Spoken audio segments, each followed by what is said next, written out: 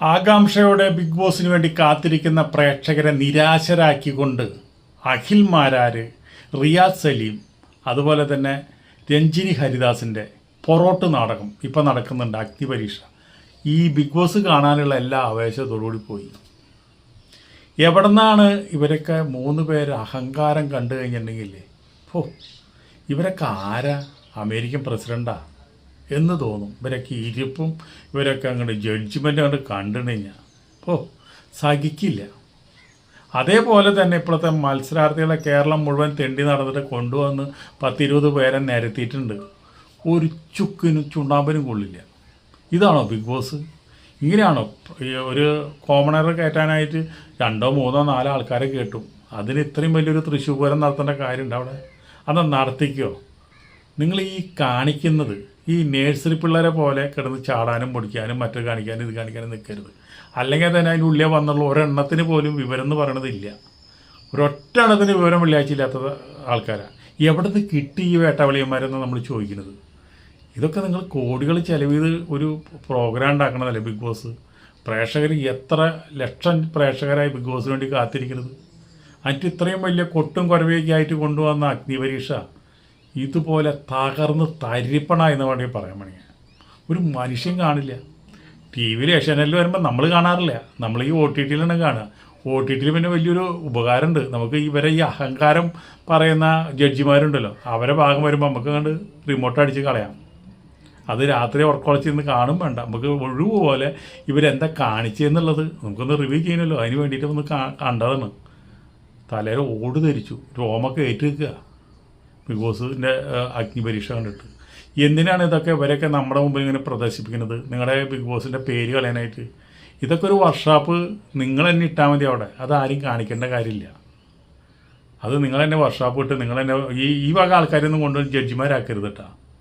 നിങ്ങൾക്ക് നല്ല വിവരമുള്ള ആൾക്കാരെ വേറെ കൊണ്ടുവന്ന് ആക്കുക. ഇവർ ബിഗ് ബോസിൽ തന്നെ വന്നിട്ട് ഇവർ കാട്ടിക്കൂട്ടി അംഗങ്ങളൊക്കെ നമുക്കറിയാം.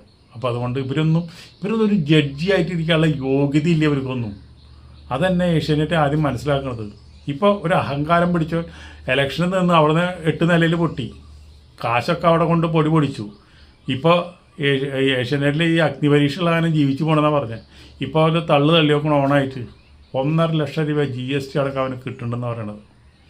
കൊടുത്തോട്ടെ.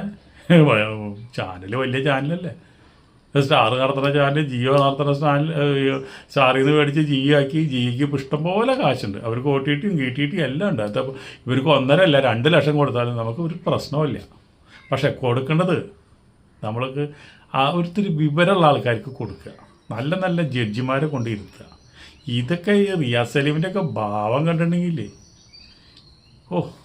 മോഹൻലാൽ ഇതൊക്കെ വെച്ച് നോക്കുമ്പോൾ മോഹൻലാൽ എന്ത് തങ്കാന്നറിയാം. വന്നിരുന്ന ആ സംസാരം, ആ ഡയലോഗൊക്കെ കേൾക്കുമ്പോൾ മോഹൻലാലിന് വേണ്ടിയിട്ട് മാത്രമാണ് നമ്മൾ ബിഗ് ബോസ് കാണുന്നത്. അതിന് വേണ്ടിയിട്ട് ഇവിടെ ഒരു 3-4 ജഡ്ജിമാരെയും കൊണ്ടുവന്നിരുത്തി ഒരു വകയ്ക്കും കൊള്ളാത്ത കുറേ ആൾക്കാരും കൊണ്ടുവന്ന് ഒന്നുമില്ലെങ്കിൽ കാണാനെങ്കിലും ഒരു ഭംഗി വേണ്ടേ? നമ്മളിപ്പോൾ ഒന്നുമില്ലെങ്കിൽ കാണാനെങ്കിലും ഒരു വൃത്തി ആരായാലും പ്രതീക്ഷിക്കും. സീരിയലിലും സിനിമയിലൊക്കെ നമ്മൾ നല്ല നല്ല ചുള്ളന്മാരും ചുള്ളികളൊക്കെ കാണുമ്പോൾ അതുപോലും ഇല്ല എന്നുള്ളതാണ്. എവിടെ നിന്ന് കിട്ടി ഇവരെന്ന് ഞാൻ ചോദിക്കുന്നത്. ഇത് ബിഗ് ബോസിലേക്ക് പോകാനായിട്ട് ആൾക്കാർക്ക് ഇത്ര ക്ഷാമാണോ? എനിക്കറിയില്ല. എന്തായാലും അഗ്നിപരീക്ഷ പൊളിഞ്ഞ് നാശകോശമായി. നിങ്ങൾ ഒരാൾ പോലും അത് ആ പരിപാടി കണ്ടു കഴിഞ്ഞാൽ പിന്നെ ബിഗ് ബോസ് കാണില്ല. എന്തായാലും നമ്മൾ ബിഗ് ബോസ് ഈ ഒരു പരിപാടിയിൽ കൊണ്ടുവന്ന ആൾക്കാരെ അവിടെ കൊണ്ടുവന്നിട്ട് കഴിഞ്ഞാൽ ഒരു കാര്യം ഉണ്ടാവില്ല എന്ന് നമുക്കറിയാം. പിന്നെ നിങ്ങൾക്ക് ഇഷ്ടമുള്ള ആൾക്കാരെ, നിങ്ങളുടെ ജഡ്ജിമാരല്ലേ ഇരിക്കുന്നത്. 1.5 ലക്ഷം രൂപ ശമ്പളം മേടിക്കുന്ന ജഡ്ജിമാരല്ലേ ഓരോ ദിവസത്തേക്കിന് 1.5 ലക്ഷം മേടിക്കുന്നത്. ഇവരൊക്കെ ആരാ? അപ്പോൾ അതുകൊണ്ട് അവർ സെലക്ട് ചെയ്യുന്ന ആൾക്കാരല്ലേ. അത് ഇത്രയ്ക്കേ ഉണ്ടാവുള്ളൂ. നമുക്കറിയാം. നമ്മൾ പ്രതീക്ഷിക്കുന്നത് സോഷ്യൽ മീഡിയയിലുണ്ടാകുന്ന നല്ല നല്ല ആൾക്കാർ, സീരിയലിലുണ്ടാകുന്ന നല്ല നല്ല ആൾക്കാർ, അതുപോലെ തന്നെ സിനിമയിൽ നിന്ന് വരുന്ന ആൾക്കാർ, ഇവരൊക്കെ ആരാന്നുള്ളത് നമ്മൾ പ്രതീക്ഷിച്ചിരിക്കുന്നത്. അതിലെ പ്രതീക്ഷയുള്ളൂ. അല്ലാണ്ട് ഈ കാണിക്കുന്ന ഇവരൊക്കെ കൊണ്ടുവന്ന് പൊറോട്ട നാടകം കളിച്ച് ഇവരൊക്കെ കൊണ്ടുവന്ന് അതിൻ്റെ ഉള്ളിലേക്ക് കയറ്റി വിട്ടാലേ ഇപ്രാവശ്യത്തെ ബിഗ് ബോസ് തകർന്ന് തരിപ്പണമാവും. ഈ അഗ്നിപരീക്ഷ പോയ പോലെ.